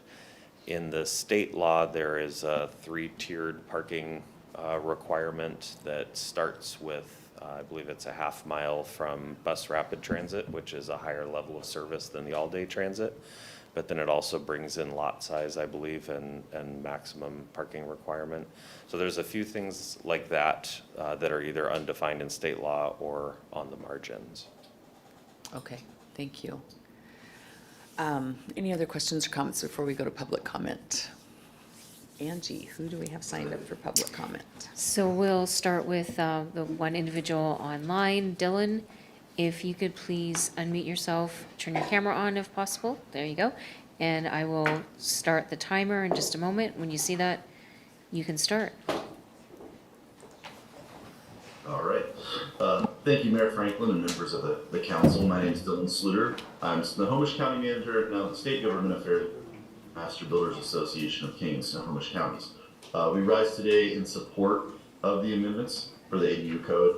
Obviously, there's numerous benefits for accessory dwelling units. I actually provided some comments to you. I'm hopeful that you received that. Just highlighting the fact that this is going to provide more accessibility and attainability for folks looking for smaller homes. It's also going to provide more funding opportunities for folks that might need some supplemental income by building an ADU on their property. It's also using land more efficiently by saying underutilized land on existing utilities can get more density there, can get more opportunities for folks to have a home. And I think it's also, because of that, it's more environmentally friendly as well. And so we rise in support of this. We did have one comment that we wanted to make, however. We think that removing the UR4 zone as a permitted use for our ADUs being a permitted use in, we would support adding UR4 back into that and adding ADUs back into that zone, as we think it provides the flexibility needed for not just homeowners there, but folks that are looking to potentially, add a place in the back for an elderly family member or for a young college student that's trying to find their place. That provides that opportunity for folks, rather than saying that they have to attain the potential 4 units, which wouldn't be feasible or possible, especially for folks that are trying to stay in their home and not trying to redevelop it and things like that. So we think that's necessary flexibility that we would ask the council to amend, and it also would be in alignment with House Bill 1337, which says that you have to allow essentially ADUs within urban growth areas. So it allows Everett to hopefully grow sustainably in a way that makes sense and provides more housing affordability and attainability. So that's why we support it. Obviously, if you have any questions, I'm happy to answer them as well. But overall, just sort of anecdotally, really quick, when I moved to Washington State, I moved into an ADU. And I know how these things can help you get established and help you get on your feet. It could be your first home, or again, aging in place offers some opportunities for folks like that. So I think ADUs are a great thing that provide that gentle density, that provide that option for folks to get in home ownership or get that supplemental income. And overall, I think I applaud the council and the staff for the work on this. I think this is a step in the right direction to help achieve the growth that Everett's going to be taking on in the next 20 to 50 years. And I think that, it's a good step forward, and I appreciate the courage that Everett's taking to really get in alignment with state law as well. That's all I have. Thank you so much. Thank you, Dylan. Next, we'll move to Chambers. So if Diane could please come to the podium, followed by Paula. Thank you. Thank you, council members, for your service It's greatly appreciated. Thank you very much. My name is Diane Belote. I live on Grand Avenue in Everett. I'm here to attest that the current proposal to revise the ADU codes will not be in compliance with the city's attestation to protect the character of the neighborhoods. Where I reside, there are currently 8 renters and ADU spaces within 2 blocks of my home. Those renters are professionals, elderly members, family members. Yes, parking's a little congested, but the neighborhood is functioning. We have the ADU requirements that meet our needs already. The no owner occupancy provision will lead to unmonitored properties, unsafe standards for children and independent families, such as drug byproducts, animals, rotten property materials, speeding, lack of parking, and environmental waste. We already experience these problems at times, and this policy will harness our police department even more when the individual property owner who's affected by these consequences has no recourse of conversation with his neighbor because the owners are investors and not neighbors. The historic neighborhoods of Everett are a very special heritage in this community. Many people moved specifically to these historic districts and engineered their entire lives toward participating in this neighborhood virtue. The Millwright District, the very community is based on that virtue of working and neighborliness. That's very different from a lifestyle in a congested metropolis. Take a look at Kirkland, Seattle, Ballard. If you want to see formerly historic neighborhoods converted to congested metropolises, you'll see them there. Unrestricted unit sizes will congest our community and mar the scenic beauty of this coastal area.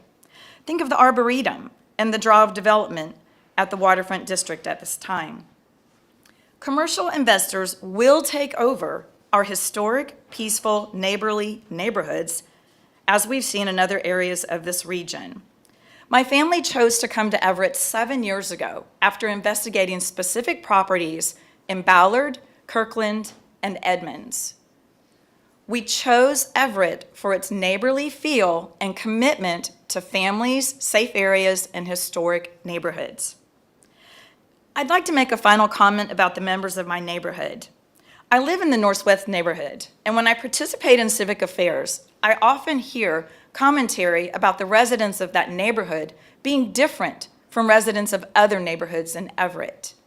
My neighbors are teachers, postal workers, accounting clerks, nurses, engineers, electricians.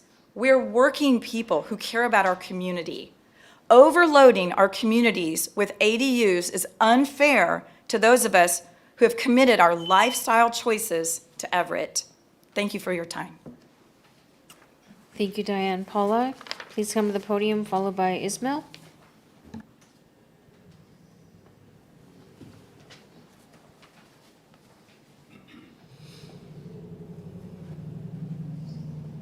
I'm Paula Jones-Gong, and I live in Everett. Thank you for having me, Council. I'm here to back up basically what Diane has said. My husband and I have lived in this area for about 50 years, and we started in Ballard, and we've moved steadily up north. We've lived in Edmonds, we've lived in South Everett, and now we're in North Everett. And when we go back to Ballard, we can see what has occurred there. And it is congested right now beyond anything I could have imagined when we lived there. When we leave Ballard, even if we go down just for a dinner and we come back to Everett, it's kind of like, whew. It's congested, it's tight, the parking is tight, it's frenetic, and that's why we're not there. We're also feeling it a little bit when we go back to Edmonds, where we were for about 12 years. I don't see this type of housing as helping anything. Our entire block has relatives and family living within their homes, with few exceptions. If we want that, we can arrange for it. I don't think we need little houses behind our houses to make this happen. We're all making it happen. And this, I think, is not helpful. Thank you. Thank you, Paula. Ismail, please come to the podium.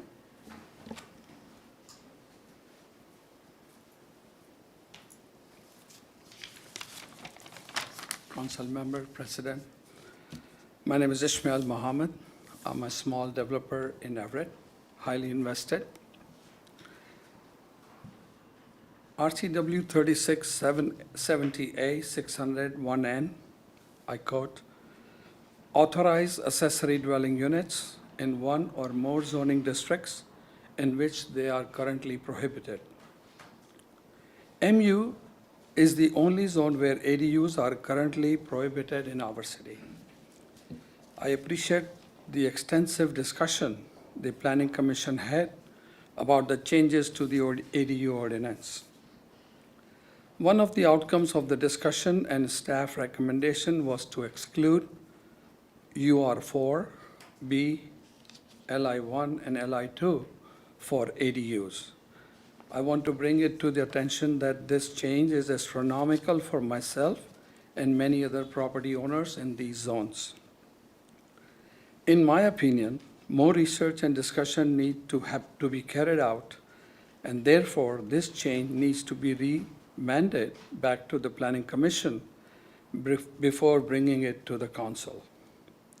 I completely understand that the UR4 and B parcels are for more significant development by large developers and builders, but taking away the opportunity of building an ADU for one property owner in this zone is missing the opportunity for that property owner to create wealth and provide the needed ownership housing. Recent legislative bill 1337 clearly requires, I quote, ADUs to be permitted use in all zoning where single-family homes are allowed. Section C, the city or county must allow at least 2 accessory dwelling units on all zoning districts within an urban growth area that allow for single-family homes. End of quote. I request that permitted uses for current codes should not be changed without proper notification, discussion, and opportunity for comments to all property owners within these zones. Public input is an important part of our system and needs to be supported. Thank you. Thank you, Ismail. And President Stonecipher, that concludes our public comments. Thank you. And so discussion amongst council members or other questions. Councilmember Zerlingo. Well, let's see, I'm going to go over this as quickly and concisely as I can. I'm trying to understand this and also trying to make sure that our community members understand what we're doing. Councilmember Schwab, I brought up one of the most important factors in this here at the beginning, the context that we are, I guess really 2 things. We as a city are compelled by the Growth Management Act, among other things, to accommodate growth, the growth that's happening. We also, with House Bill 1337, have some mandates to allow ADUs. And not everybody likes them or is in favor of them, but we are working with certain constraints that I'm trying to do the best thing we can with, and I think that's also true with their own takes on it from our Planning Department and Planning Commission. I mean, I have favored ADUs in general in the past, partly because of their options and flexibility they allow, and in particular these days, some ownership possibilities where we don't have that many. We have kind of a giant step between single-family homes and apartments. And as I've said before, I've talked to quite a number of people who live in Everett, but if they're going to continue to live here or if they're going to move here, they want to own that and I guess townhouses are one of the only things right now that's coming in terms of new development that allows that. But I like the ideas, the possibilities for multi-generational living and condominium structure for multiple dwellings on a parcel. But also I have concerns. I wanted really our council and our planning commission to work on this with the specific considerations of Everett in mind, and want to make clear that the state legislation has taken a big chunk of that out of our hands. So we're trying to implement that along with the successive stuff for the Rethink Housing efforts of a couple of years ago. I also understand there are concerns and problems with lack of on-site ownership. As I said before, I've experienced that as well. Also parking, one of the critical things in this. And, you know, we may be in a future where there's much more transit, where we won't need as many cars. Maybe we don't need as many as we maybe have these days, but it's a difficult thing to mandate that, and I think we're facing some real difficulty that way. We've heard from our community members about that. I've also heard concerns, both in person and by email, from about a lack of design standards. I think you can correct me if I'm wrong about that, but there had been some efforts on the part of our own planning commission to come up with some efforts that would implement a kind of a design standard, but the state legislation preempts that as well. So we're back to the earlier comment about if you want some of these things to be different, your state representatives, as Councilmember Schwab described, are the ones who can make that happen. Now, I think one of the things that we can do in that area is to move forward with some pre-approved designs. There have been a proposal, I think it was in Rethink Housing, to provide some free designs, but I actually think that one of the things we can do there that would be faster and better would be to adopt or adapt, leverage some of the existing pre-approved plans, high-quality plans that have been successful in nearby cities.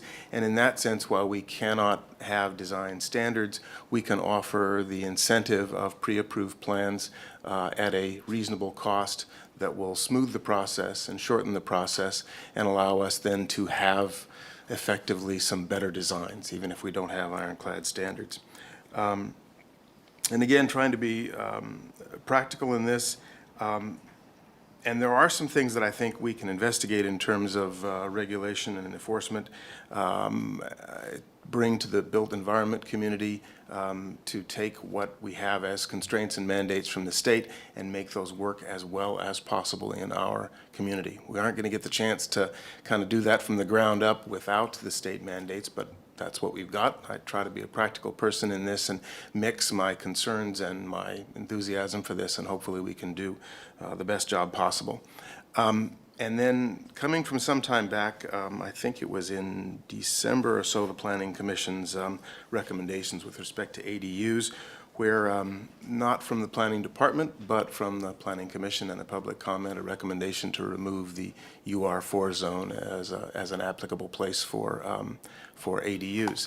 And in that, I guess I want to make explicit, as I understand this, the idea is not to use those UR4 zones to allow too much of that to be taken up with lower density housing that is intended to serve the city's needs for long-term growth. And I get that. That makes sense, especially for larger properties or where there's aggregation of properties. But what we've heard from the people who make these ADUs go is that there are quite a number of properties here in Everett that are too well and reasonably developed and in good shape to be torn down and turned into a small but dense development consistent with the UR4 kind of maximums, and I think the minimum of UR4 as in 3, if I remember right, residences on the property. And so what effectively we're doing, as I see it, by prohibiting ADUs in the UR4 zones, for a small number of properties, we're going to take possibilities there to improve them out and sort of freeze them. And unless and until those properties become investor material and can be aggregated together with other properties, then they're stuck where they are and we lose the short-term opportunity to have this more flexible property type with some potential, with the condominiumizing of it, of some ownership opportunities. And I guess I would generally say, on average, it's not true everywhere, but the property owners in our neighborhoods are the ones who have the biggest stake. They get the most involved. And for the people who want to own, I certainly want to provide that. So from that standpoint, I think if we keep it as we currently have it, that is where UR4 allows ADUs, we will have some of those, and we will not have the perfect or the ideal being the enemy of the good in the near-term years. And so from that standpoint, I think that summarizes the trade-offs as I see them. And I would like to move that we stay with the original Planning Department recommendation and allow ADUs in the UR4 zone, expecting that we'll get a few of those in the coming years, that we stay with it as it currently is in Everett's regulations rather than prohibiting that in the UR4 zone. Thank you. We don't have a motion on the table yet, so we're still in the public hearing part. And perhaps, Mr. Hall, have I erred in not closing the public hearing? Probably kind of a harmless error, but you probably should go ahead and close Okay, it. I'm sorry. Let's take a motion to close the public hearing, and then we can entertain your potential amendment. I move to close the public hearing. Seconded. Clerk, will you please take the roll on closing the public hearing? Councilmember Schwab? Yes. Councilmember Zerlingo? Yes. Councilmember Vogely? Yes. Vice President Tui? Yes. President Stonecipher? Yes, okay, I'm sorry. Now let's take a motion to adopt the ordinance relating to amending sections of the Everett Municipal Code Title 19 for accessory dwelling units. So moved. Second. Clerk, will you please call the roll? Council. I'm sorry. We've got a motion and a second on the table. Now we will take up your potential amendment.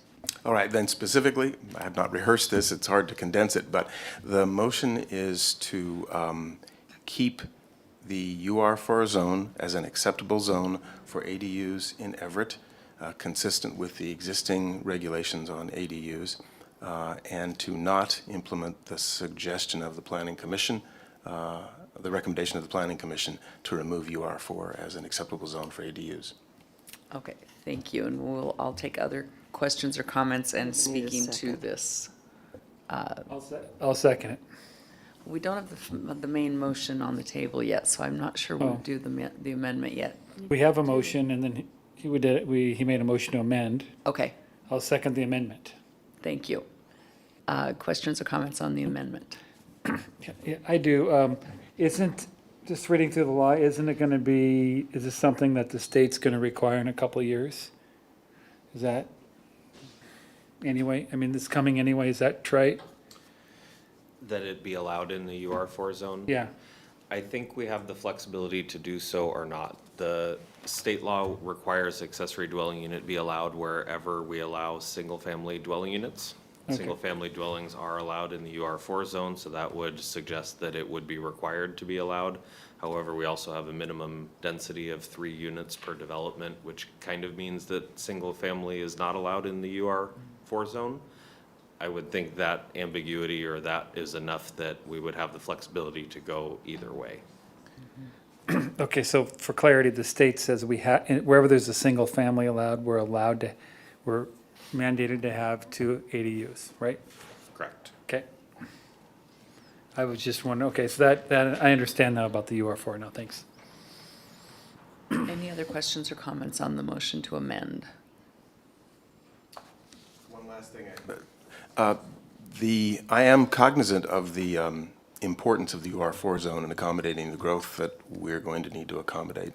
And I bring this up specifically because there are a number of properties, but it's a modest change that we have. I don't expect and wouldn't bring this up if I thought it was going to be a significant impairment on the growth we're expecting to get in that UR4 zone, because I respect that intention both by our planning department and our planning commission. Yeah, Councilmember Schwab. one more question, thank you. It doesn't have to be the Ben and Don show here, but if you could, we've been really good about predicting the amount of ADUs and so have other communities, and you had a projection of, could you just remind me what the projected number of ADUs would be for the citywide? I know you had a formula that was pretty accurate.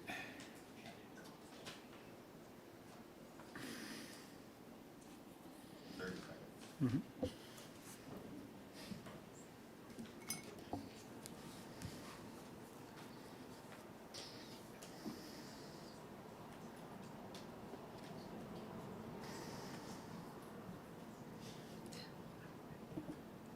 Okay. There we go. So the staff prediction and analysis was, and we can check in on this in 5 or 10 years, see how we did, was that with no action, we would have 25 accessory dwelling units. We would have 530 accessory dwelling units built by 2035, about 41 per year. And with action, we would have about 900 built by 2035 or 70 per year. So a little bit less than a doubling. Thanks. And this was based on a number of things. I won't get into it. Right, you went over it, thank you. Any other questions or comments on the motion to amend? Councilmember Vogely. Never mind, no. Going once, going twice? Clerk, will you please call the roll on the motion to amend? Councilmember Schwab? Yes. Councilmember Zarlingo? Yes. Councilmember Vogely? Yes. Vice President Tui? Yes. President Stonecipher? Yes. We have an amended motion. Any other questions or comments on that? Councilmember Vogely. Comment on the whole thing. The whole enchilada. The whole enchilada. I just wanted to mention that residents and colleagues have mentioned at length the role that the state has had on this ADU legislation and ordinance change, and I don't want to blame the state. I want to compliment them, say thank you for helping cities move forward in helping to create space for the people that are moving here and the people that already live here. And while ADUs are not even gonna touch the surface of getting enough housing in our city, I'm very thankful to the state. So I'm happy that this is moving forward. Councilmember Zarlingo. Councilmember Vogely and I disagree on that part of it, but we also agree that the flexibility and the capabilities we can implement and the ownership opportunities I think are going to be useful. I guess what I would take away from this also is a commitment, especially with our Built Environment Committee and our Planning Department and Commission, to do all we can to make these things as positive as we can for the city, because as we talked about earlier, we don't get any more choice in that unless the laws change. So I want to show a commitment to do the best we can with the neighborhoods and make them as good as we can do. Councilmember Vogely. And I don't think this is an amendment for now, but I know we've discussed having plans ready to go that would make it easier and less expensive. So I guess I'm just putting that out there again, that is a hopeful thing that will happen in the future, and that is just my comment. Other questions or comments? Well, I'll just say that I have been somewhat suspicious of accessory dwelling units at times over my career as a city council member, and partially because when we see that things get built in our community, they've not always been very positive changes in our neighborhoods. They have often been built in such a way that it's not really a good visual aesthetic in the neighborhood. The parking has been a problem, and so there have just been a lot of kind of misses in my opinion. And yet I recognize the need that we really need to create space for more housing in our community. And so I think what the state has done is perfectly reasonable requirements for the cities to adopt. I think having these model plans available is really important because particularly when you have an absent landlord who may be really thinking about just a financial impact for them, the requirement that they put on themselves to make it something that fits in with the rest of the neighborhood is not always, they don't have an incentive for that. They don't live there, they're not worried about it, even though the neighbors are. And so while we comply with state law, and I think, obviously we have to do that, I would like to make sure that we are keeping our eye on how these are being designed and fit into the neighborhoods, because I think some communities have done that better, and in the city of Everett, we have not done that as well. We haven't been a stickler for that design piece, and that makes the neighborhood people, hate the development that they're getting. And so I want to make sure that we're making it as easy as possible to make those fit in well and fit into the neighborhood so people don't get upset, even though we have to do this. Councilmember Vogely. Also speaking to that, in the future, I think we can create policy in regards to who purchases or how many lots, parcels, houses a certain entity can purchase within the city. So like I'm thinking of Airbnbs or just corporations coming in and buying up houses that people could be purchasing. So while that doesn't have to do with ADUs necessarily, there is some worry by residents, that you just brought up, and some people speaking tonight, that those darn investors are gonna come and ruin it all. But if we can make policies about that, and so hopefully we can take care not to have those investors ruin it all. Yeah, that's interesting. I would ask the Built Environment Committee to sort of take up an evaluation of where we are with the short-term rental market in our community. I don't know that we're a high demand for that, but certainly I could see that growing, and I'd like to get ahead of it rather than be chasing it like all the other communities are. Yeah, Councilmember a quick Zerling. question. If I understand the state regulation correctly, we are allowed to continue to regulate short-term rentals. Okay, so then thank you, Council. Yeah, that would be good work for that committee. Any other questions or comments before we take the roll? Clerk, call the roll. Councilmember Schwab. Yes. Councilmember Zarlingo. Yes. Councilmember Vogely. Yes. Vice President Tui. Yes. President Stonecipher. Yes, and now that brings us to the end of our agenda. With no further business, we are now adjourned.